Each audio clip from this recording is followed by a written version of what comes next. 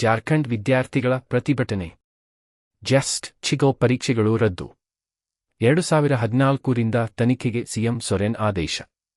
ನೇಮಕಾತಿ ಪರೀಕ್ಷೆಗಳಲ್ಲಿ ಅಕ್ರಮಗಳು ನಡೆದಿವೆ ಎಂದು ಆರೋಪಿಸಿ 24 ದಿನಗಳ ಕಾಲ ವಿದ್ಯಾರ್ಥಿಗಳ ಪ್ರತಿಭಟನೆಯ ನಡುವೆ ಜಾರ್ಖಂಡ್ ಮುಖ್ಯಮಂತ್ರಿ ಹೇಮಂತ್ ಸೊರೆನ್ ಸೋಮವಾರ ಜೆಸ್ಕೆಕ್ಗೋ ಪರೀಕ್ಷೆ ಮತ್ತು ಟ್ಸು ಡೇಟಾ ಪ್ರೊಸೆಸಿಂಗ್ ಪ್ರೈವೇಟ್ ಲಿಮಿಟೆಡ್ ಗೆ ಸಂಬಂಧಿಸಿದ ಎಲ್ಲಾ ಚಟುವಟಿಕೆಗಳನ್ನು ರದ್ದುಗೊಳಿಸುವುದಾಗಿ ಘೋಷಿಸಿದರು.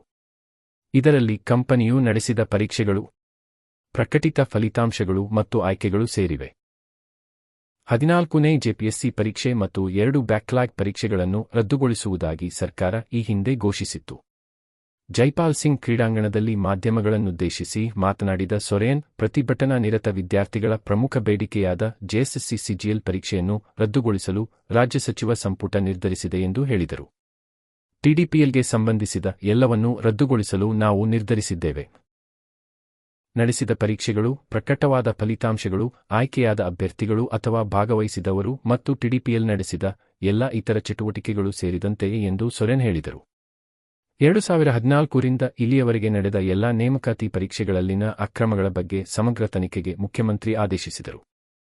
2014ರಿಂದ ಸಂಭವಿಸಿದ ಎಲ್ಲಾ ಸಣ್ಣ ಅಥವಾ ದೊಡ್ಡ ದೋಷಗಳ ಬಗ್ಗೆ ಸಮಗ್ರ ತನಿಖೆ ನಡೆಸಲಾಗುವುದು.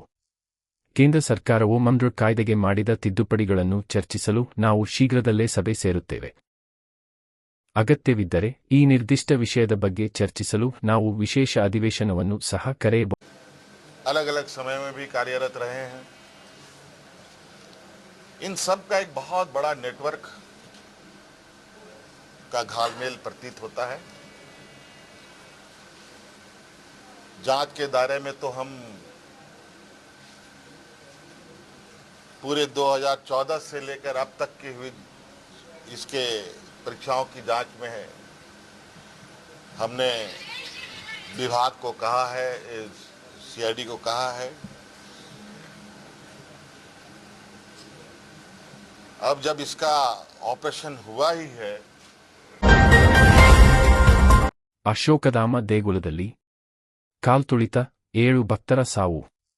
ಬಿಹಾರದ ಲಖಿಸರೈ ಜಿಲ್ಲೆಯ ಅಶೋಕಧಾಮ ದೇವಾಲಯದಲ್ಲಿ ಸೋಮವಾರ ಸಂಭವಿಸಿದ ಕಾಲ್ತುಳಿತದಲ್ಲಿ 7 ಮಂದಿ ಮೃತಪಟ್ಟಿದ್ದು 14 ಮಂದಿ ಗಾಯಗೊಂಡಿದ್ದಾರೆ. ಶ್ರಾವಣ ಮಾಸದ ಸೋಮವಾರದಂದು ಶಿವನಿಗೆ ಪವಿತ್ರ ಜಲಾಭಿಷೇಕ ನೆರವೇರಿಸಲು ಭಕ್ತರು ಹೆಚ್ಚಿನ ಸಂಖ್ಯೆಯಲ್ಲಿ ದೇವಸ್ಥಾನಕ್ಕೆ ಭೇಟಿ ನೀಡಿದ್ದರು. ಬೆಳಿಗ್ಗೆ 6:30ಕ್ಕೆ ಇನ್ನೂ 2 ರೈಲುಗಳು ಬಂದಿದ್ದು, ಅವುಗಳಲ್ಲಿದ್ದ ಸಾವಿರಾರು ಭಕ್ತರು ರೈಲು ನಿಲ್ದಾಣದಿಂದ ದೇವಸ್ಥಾನದ ಕಡೆಗೆ ನೇರವಾಗಿ ಧಾವಿಸಿದರು. ಸೋಮವಾರದ ಪೂಜೆಗೆ ಅಗತ್ಯ ವ್ಯವಸ್ಥೆ ಮಾಡಲಾಗಿತ್ತು. ಸರದಿ ಸಾಲಿನಲ್ಲಿ ಸಾಗಲೆಂದು ಬ್ಯಾರಿಕೇಡ್ ವ್ಯವಸ್ಥೆಯನ್ನೂ ಮಾಡಲಾಗಿತ್ತು. ಆದರೆ ಜನದಟ್ಟಣೆ ಹೆಚ್ಚಾಗಿದ್ದರಿಂದ ನೂಕುನುಗ್ಗಲು ಉಂಟಾಗಿ ಕಾಲ್ತುಳಿತ ಸಂಭವಿಸಿದೆ.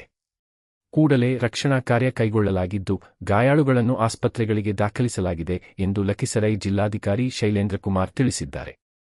ಸಮೀಪದ ಹೊಲದಲ್ಲಿ ವಿದ್ಯುತ್ ಕಂಬ ಮುರಿದು ವಿದ್ಯುತ್ ಸ್ಪರ್ಶಿಸಿ ಕೆಲವರು ಮೃತಪಟ್ಟಿದ್ದಾರೆ ಎಂಬ ವದಂತಿಯೂ ಕಾಲ್ತುಳಿತಕ್ಕೆ ಕಾರಣವಾಗಿದೆ ಎಂದು ಬಿಹಾರ ಸರ್ಕಾರದ ಹಿರಿಯ ಅಧಿಕಾರಿಯೊಬ್ಬರು ತಿಳಿಸಿದ್ದಾರೆ. ₹4 ಲಕ್ಷ ಪರಿಹಾರ. ಈ ಘಟನೆಯಿಂದ ತೀವ್ರ ನೋವಾಗಿದೆ. ಕಾಲ್ತುಳಿತದಲ್ಲಿ ಮೃತಪಟ್ಟವರ ಕುಟುಂಬಸ್ಥರಿಗೆ ತಲಾ ₹4 ಲಕ್ಷ ಪರಿಹಾರ ನೀಡಲಾಗುವುದು. ಗಾಯಾಳುಗಳಿಗೆ ವೈದ್ಯಕೀಯ ನೆರವು ನೀಡುವಂತೆ ಅಧಿಕಾರಿಗಳಿಗೆ ಸೂಚಿಸಿದ್ದೇನೆ ಎಂದು ಬಿಹಾರ ಮುಖ್ಯಮಂತ್ರಿ ಸಾಮ್ರಾಟ್ ಚೌಧರಿ ಎಕ್ಸ್ನಲ್ಲಿ ಪೋಸ್ಟ್ ಮಾಡಿದ್ದಾರೆ. ಉಭಯ ಸದನಗಳಲ್ಲೂ ನಾಗೇಂದ್ರ ವಜಾಕ್ಕೆ. ಬಿಜೆಪಿ ಜೆಡಿಎಸ್ ಆಗ್ರಹ. ವಾಲ್ಮೀಕಿ ಅಭಿವೃದ್ಧಿ ನಿಗಮದಲ್ಲಿ ನಡೆದ ಅಕ್ರಮದಲ್ಲಿ ಭಾಗಿಯಾದ ಆರೋಪ ಎದುರಿಸುತ್ತಿರುವ ಸಚಿವ ಬಿ. ನಾಗೇಂದ್ರ ಅವರನ್ನು ವಜಾಗೊಳಿಸಬೇಕೆಂದು ವಿಪಕ್ಷ ಸದಸ್ಯರು ಬಿಗಿಪಟ್ಟು ಹಿಡಿದ ಕಾರಣ ವಿಧಾನಮಂಡಲದ ಉಭಯ ಸದನಗಳ ಸೋಮವಾರದ ಕಲಾಪದ ಬಹುತೇಕ ಅವಧಿ ಬಲಿಯಾಯಿತು. ಕಲಾಪ ಆರಂಭವಾಗುತ್ತಿದ್ದಂತೆಯೇ ಹನೂರಿನ ಗುಂಡೇಟು ಪ್ರಕರಣವನ್ನು ಪ್ರಸ್ತಾಪಿಸಿದ ಬಿಜೆಪಿ, ಜೆಡಿಎಸ್ ಸದಸ್ಯರು ನ್ಯಾಯಾಂಗ ತನಿಖೆಗೆ ಆಗ್ರಹಿಸಿದರು.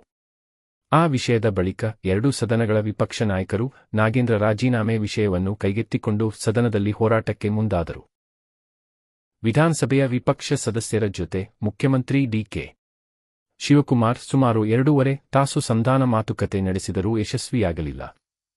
ಕಾಂಗ್ರೆಸ್ ಮತ್ತು ಸಚಿವರ ವಿರುದ್ಧ ಬಿಜೆಪಿ, ಜೆಡಿಎಸ್ ಸದಸ್ಯರು ಘೋಷಣೆ ಕೂಗುತ್ತಿರುವಾಗಲೇ ವಿಧಾನಸಭಾಧ್ಯಕ್ಷ ಜಿ.ಎಸ್. ಪಾಟೀಲ ಪ್ರಶ್ನೋತ್ತರ ಶೂನ್ಯ ವೇಳೆ ಕಾಗದ ಪತ್ರಗಳ ಮಂಡನೆ ಮುಗಿಸಿದರು. ಜತೆಗೆ ಮಸೂದೆಗೂ ಅಂಗೀಕಾರ ಪಡೆದು ಕಲಾಪವನ್ನು ಮಂಗಳವಾರಕ್ಕೆ ಮುಂದೂಡಿದರು. ಬೆಳಿಗ್ಗೆ ವಿಷಯ ಪ್ರಸ್ತಾಪಿಸಿದ ಬಿಜೆಪಿಯ ಸುನೀಲ್ ಕುಮಾರ್, ಕಳಂಕಿತರನ್ನು ಸದನದಲ್ಲಿ ಕೂರಿಸಿಕೊಂಡು ನಾವು ಉತ್ತರ ಪಡೆಯಲು ಸಾಧ್ಯವಿಲ್ಲ. ಅವರ ರಾಜೀನಾಮೆ ಪಡೆಯಲೇಬೇಕು ಎಂದು ಆಗ್ರಹಿಸಿದರು. ವಿರೋಧ ಪಕ್ಷದ ನಾಯಕ ಆರ್. ಅಶೋಕ, ಈ ಹಿಂದೆ ನಾಗೇಂದ್ರ ಅವರ ರಾಜೀನಾಮೆ ಪಡೆದು ಈಗ ಹೇಗೆ ಮತ್ತೆ ಅವಕಾಶ ನೀಡಿದ್ದೀರಿ? ಸಿದ್ದರಾಮಯ್ಯ ಅವರೇ ಸದನದಲ್ಲಿ ಅವ್ಯವಹಾರ ಆಗಿರುವ ಬಗ್ಗೆ ಒಪ್ಪಿಕೊಂಡಿದ್ದರು. ಇವರಿಂದ ಹಿಂದುಳಿದ ವರ್ಗಕ್ಕೆ ಹೇಗೆ ನ್ಯಾಯ ಸಿಗಲಿದೆ ಎಂದು ಪ್ರಶ್ನಿಸಿದರು.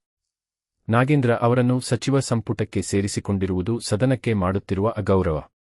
ಮುಖ್ಯಮಂತ್ರಿ ತಕ್ಷಣ ನಾಗೇಂದ್ರ ಅವರನ್ನು ಸಚಿವ ಸ್ಥಾನದಿಂದ ವಜಾ ಮಾಡಬೇಕು. ಅಲ್ಲಿಯವರೆಗೂ ಯಾವುದೇ ಕಲಾಪ ನಡೆಯಬಾರದು. ಈ ಸದನದಲ್ಲಿ ಅಂದಿನ ಮುಖ್ಯಮಂತ್ರಿ ರೂಪಾಯಿ 87 ಕೋಟಿಯ ಭ್ರಷ್ಟಾಚಾರ ಆಗಿದೆ ಎಂದು ಒಪ್ಪಿಕೊಂಡಿದ್ದಾರೆ.